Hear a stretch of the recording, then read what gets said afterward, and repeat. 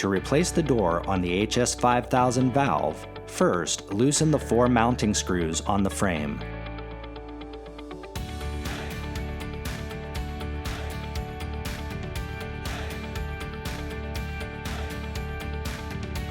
Next, pull the frame away from the wall, creating a gap behind the frame.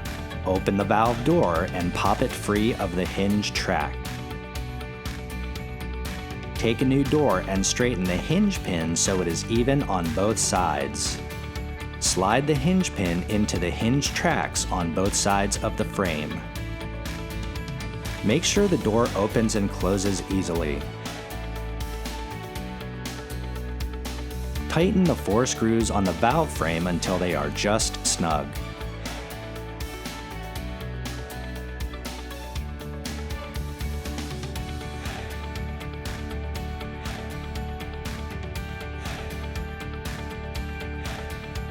Test the door once more to make sure it opens and closes easily.